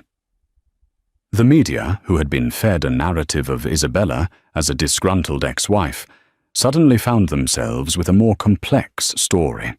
Next, Sarah subpoenaed financial records related to the media company investments and the promotions within Thorn Enterprises. Richard's lawyers fought tooth and nail, claiming these were unrelated to the divorce proceedings. But Sarah argued, persuasively, that Richard's personal conduct and potential misuse of corporate assets had a direct bearing on the division of marital property and his fitness as a parent. The pressure mounted on Richard. His public appearances became less frequent, his usual confident demeanor replaced by a strained smile and darting eyes. Serena, too, seemed to be feeling the heat. Her social media posts, once frequent and carefree, became less ebullient, more curated. The image of the golden couple began to show cracks. One day, an anonymous package arrived at Sarah's office. Inside, a USB drive. On it, a series of encrypted emails and internal company memos. Isabella recognized the sender's alias. It belonged to a junior executive at Thorn Enterprises, a young woman Isabella had always been kind to, a woman who had quietly expressed discomfort with some of Richard's more ethically ambiguous decisions. The emails confirmed Isabella's suspicions. Richard had indeed used company funds and resources to artificially inflate Serena's career, bypassing ethical guidelines and potentially defrauding shareholders. The evidence was damning. It wasn't just a conflict of interest, it bordered on corporate fraud. With this new evidence, Sarah filed an amended petition, alleging Richard's financial misconduct and demanding a comprehensive forensic audit of Thorn Enterprises. This was no longer just a divorce, it was a potential criminal investigation. The news hit the tabloids like a bombshell. Thorn Enterprises under scrutiny. Millionaire mogul accused of fraud in bitter divorce battle. The narrative shifted dramatically. Richard Thorne, once the untouchable tech titan, was now a man facing serious legal and ethical challenges. His carefully crafted image of a benevolent visionary crumbled, replaced by accusations of greed and malfeasance. The public, fickle as always, turned against him. Serena Vance, once admired as the new it girl, found her career stalling. Film offers dwindled, endorsement deals were pulled, and the paparazzi, once clamoring for her photos, now hurled questions about Richard's integrity. Her Instagram comments, once filled with fawning praise, were now rife with accusations of being a homewrecker and an accomplice. Isabella, watching from her quiet sanctuary, felt a strange mix of vindication and sadness. This wasn't the Richard she had married, the man she had loved. This was a man consumed by power and ego, a man who had sacrificed everything, including his integrity, for fleeting gratification. One afternoon her phone rang. It was Richard. His voice, once arrogant and dismissive, was now tinged with desperation. "Isabella, please, we need to talk. This is getting out of control. Your lawyer is destroying my life, my company." Isabella listened, a cold satisfaction settling over her. "You destroyed our life, Richard. And now you're facing the consequences of your own actions. But Lily, think about Lily. Do you want her to grow up with a father facing criminal charges? Think of the scandal."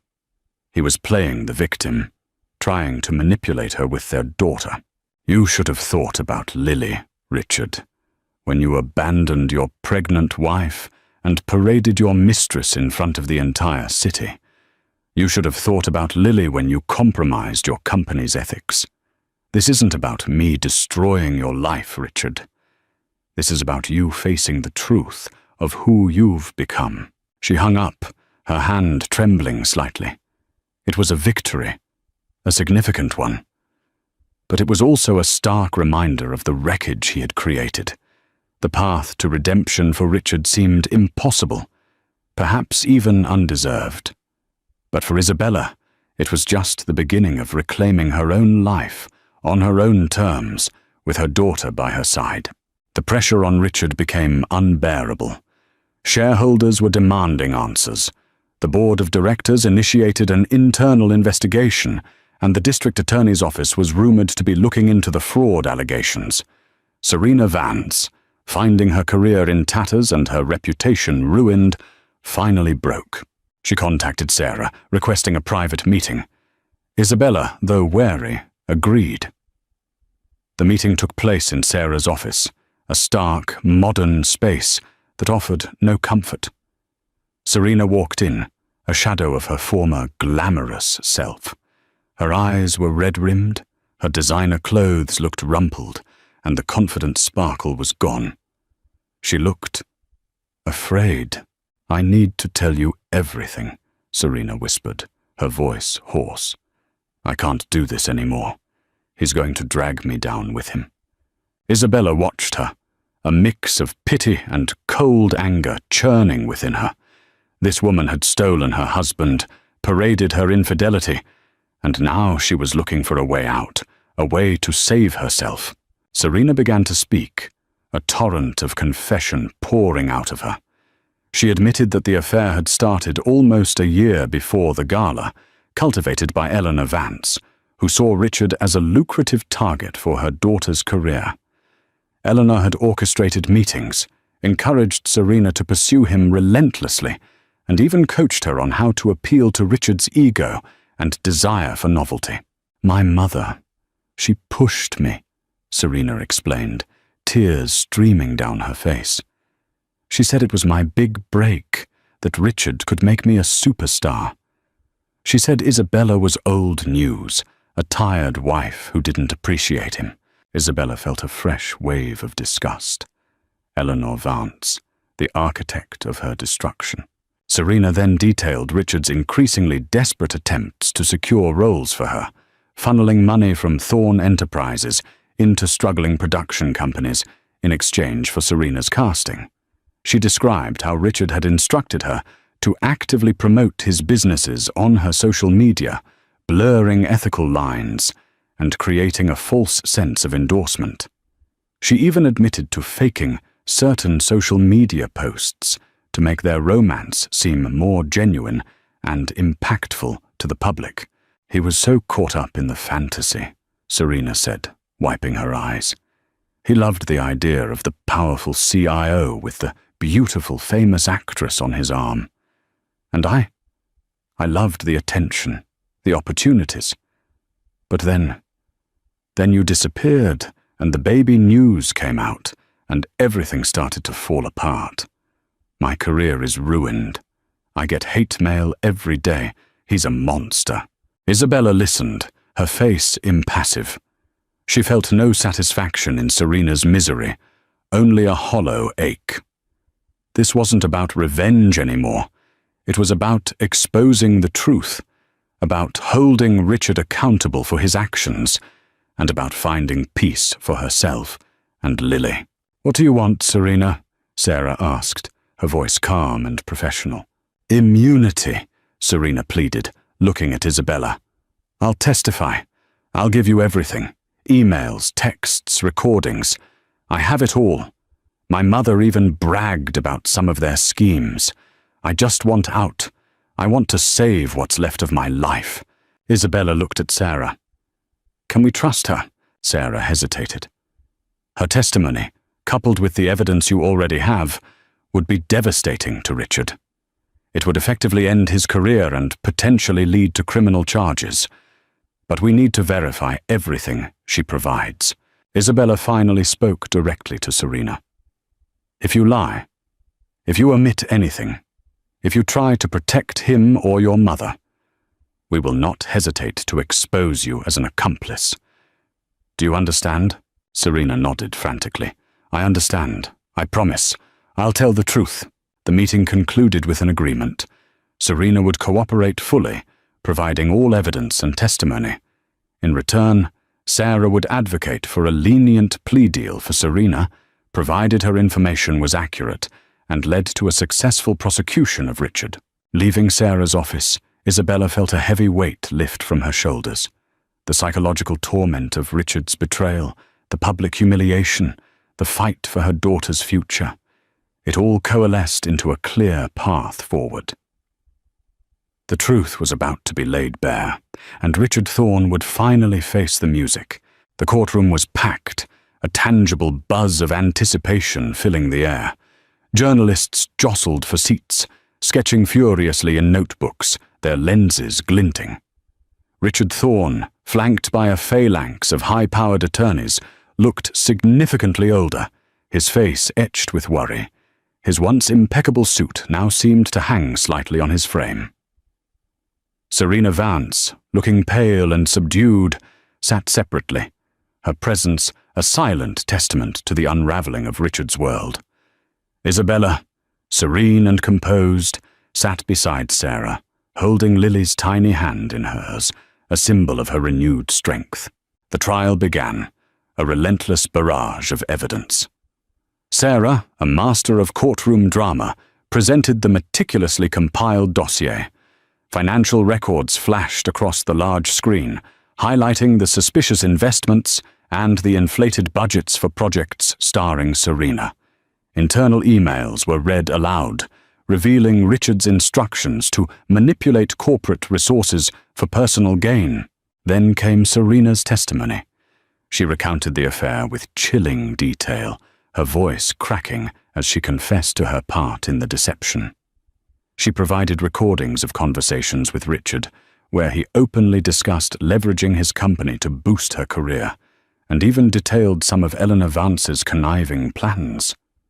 Eleanor, observing from the gallery, looked livid, her face a mask of fury. Richard's lawyers tried to discredit Serena, painting her as a jilted lover seeking revenge, but her testimony was corroborated by the overwhelming documentary evidence. They also tried to portray Isabella as a vengeful ex-wife, but Sarah countered with a powerful narrative of a woman abandoned, publicly humiliated, and forced to fight for her dignity and her child's future. Isabella took the stand, her voice clear and steady. She spoke of her marriage, her love for Richard, and the crushing betrayal at the gala. She spoke of her pregnancy, her fear, and her determination to protect Lily. She showed photos of Lily, healthy and beautiful, her birth certificate clearly listing Richard as the father. Her testimony was devoid of theatrics, just a quiet, dignified telling of her truth. Under cross-examination, Richard's attorney tried to corner her, questioning her motives, her financial independence. But Isabella, prepared by Sarah, remained calm, answering each question with unflappable logic and grace. The pivotal moment came when Sarah called Richard Thorne to the stand. He was arrogant at first, denying the allegations, attempting to deflect blame. But under Sarah's relentless questioning, the cracks in his composure began to show. She presented him with his own emails, his own financial records, his own words from the recordings Serena had provided. "Mr. Thorne," Sarah's voice rang through the courtroom, "isn't it true that you knowingly used Thorne Enterprises funds to advance Miss Vance's acting career, thereby committing a blatant conflict of interest and potentially defrauding your shareholders?" Richard stammered, his face turning beet red. I was supporting her career. She's a talented actress. At the expense of your company's integrity? At the expense of your marital vows? At the expense of your reputation?" Sarah pressed, her voice unwavering. "And isn't it true that you abandoned your pregnant wife, Mrs. Thorne, at the very same time you were publicly flaunting Miss Vance, causing her immense emotional distress and humiliation?" Richard looked at Isabella, really looked at her, for the first time in months. His eyes, once dismissive, now held a flicker of something akin to shame, or perhaps just fear of consequences. He mumbled, I made mistakes." "Mistakes, Mr. Thorne," Sarah countered, "or calculated choices that benefited you and Miss Vance at the cost of everyone else." The weight of the evidence, the relentless questioning, and the undeniable truth of his actions finally broke him. Richard Thorne, the formidable tech mogul, crumbled on the stand. He admitted to the affair, to the misuse of company funds, to his callous treatment of Isabella. He confessed to prioritizing his ego and his new relationship over his responsibilities as a husband, a father, and a CEO. The courtroom erupted in gasps and whispers. The judge, after a tense silence, called for a recess. Isabella felt a profound sense of closure. The truth was out. The lies were exposed. Richard's empire, built on ambition and now stained by deceit, was crumbling.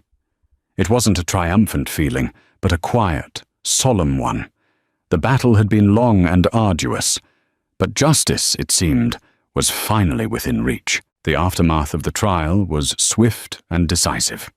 Richard Thorne faced multiple civil lawsuits from shareholders and was forced to resign as CEO of Thorne Enterprises. He was hit with substantial fines and community service, and his public image was irreparably damaged. His fortune, once seemingly limitless, was significantly diminished by legal fees and settlements. Eleanor Vance, implicated in Serena's testimony, faced her own legal troubles and public condemnation, her social standing in tatters. Serena, thanks to her cooperation, received a lighter sentence and began the difficult process of rebuilding her life and career, far away from the spotlight. Isabella, on the other hand, emerged from the wreckage with her dignity intact, her reputation restored, and her future shining brightly. The court granted her full custody of Lily, with Richard having supervised visitation rights, a testament to his past actions and the need to protect their daughter. The divorce settlement was substantial, ensuring Isabella and Lily's financial security for life. But more than the financial gains, Isabella gained something invaluable: her self-worth. She had faced betrayal, humiliation, and a powerful adversary, and she had not only survived, but thrived. She had found her voice, asserted her strength, and fought for justice. She sold the sprawling mansion she had once shared with Richard, severing the last physical tie to her past life.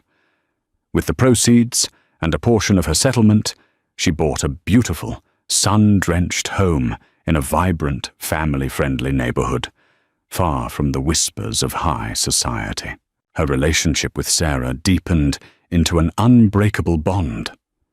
Sarah became not just her lawyer, but her closest confidant, her chosen family. One sunny afternoon, Isabella sat on the porch swing of her new home, Lily giggling in her lap. The little girl, now a boisterous toddler with Richard's dark hair and Isabella's bright, inquisitive eyes, pointed at a butterfly flitting by. "Mama, Fluffy!" Isabella hugged her daughter tightly, a wave of profound love washing over her. This was her redemption.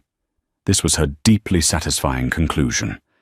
She had built a new life, a life filled with genuine love, peace, and authenticity. She was no longer Mrs. Richard Thorne, the abandoned wife.